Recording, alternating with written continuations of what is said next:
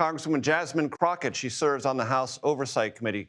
Congresswoman, thanks for your time. I appreciate it. You heard the House Speaker say today that the discharge petition that he voted for was fundamentally flawed, exposed victims to unwarranted and unwanted publicity if these files are released in their entirety. Your reaction to that criticism from the House Speaker?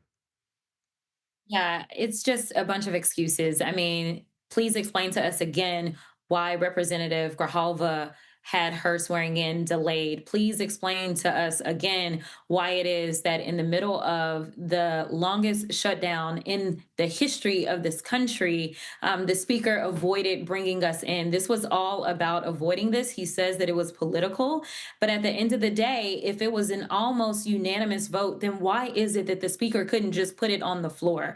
And if the president had nothing to hide, then why is it that we ever had to do a vote? Why is it that we're sitting here waiting on the Senate to vote? So, I am so happy that there's at least one step in the right direction for these survivors. But at the end of the day, this was an utter disgrace, and it had nothing to do with the speaker trying to better this bill. Because ultimately, in all the time that it took to get the 218 signatures to do the discharge petition, he could have actually dropped his own bill with the language that he wanted to see, and he didn't.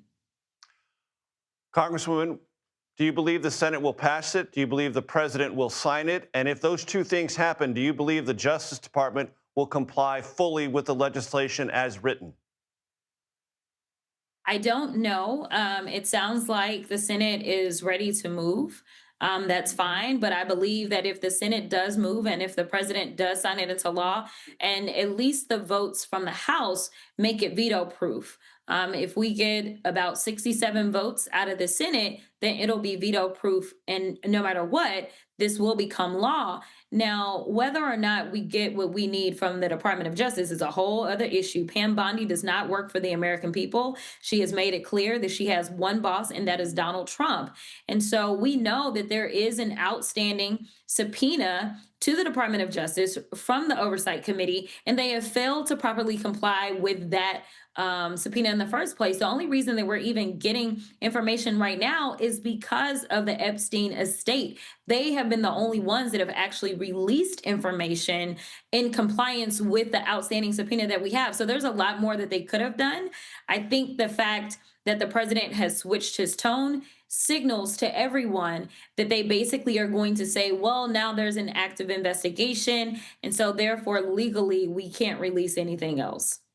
Congresswoman, the Treasury Department is also involved in this, according to Ron Wyden, the senior Democrat on the Senate Finance Committee.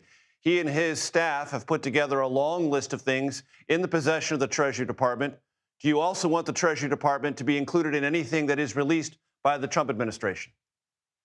Absolutely. One of the things that we had actually talked about when we had a closed door meeting with the survivors earlier this year, along with the speaker, was the speaker said, hey, I'm committed to doing everything that I can. And then obviously he did nothing. But one of the things that we talked about in that closed door meeting was that we needed to expand the breadth of this investigation. And we didn't just need subpoenas that were coming from the Oversight Committee, but we needed some out of financial services as well, so that financial services could be digging in, because that is the equivalent of the specific committee that oversees Treasury. We know that there were signals because of the type of suspicious activity that was taking place as it relates to Epstein. We know in talking to survivors about how much money was kind of going in and out with wires internationally. And we also know that there seems to be a lot of shell corporations that have been set up not only in the United States, but internationally. A lot of shell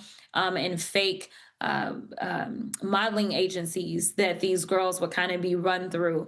We also had been told that there had been a mechanism to make sure that they could get immigration papers that were not necessarily had not necessarily gone through the proper vetting and done correctly, as well as some fake marriages. So there's just a lot. And the thing is, you can't pretend that this sophisticated system was only reliant upon two people. Yes, these two people may have been at the top, but with the level of sophistication, I'm just not sure that there's still not activity that is going on. And that is why this matters even today. I know you went back to the 90s, and yes, you're right. There has been a miscarriage of justice for so many decades. But the question is, by ignoring this, are we still allowing for those same loopholes to make sure that children and women are being victimized today?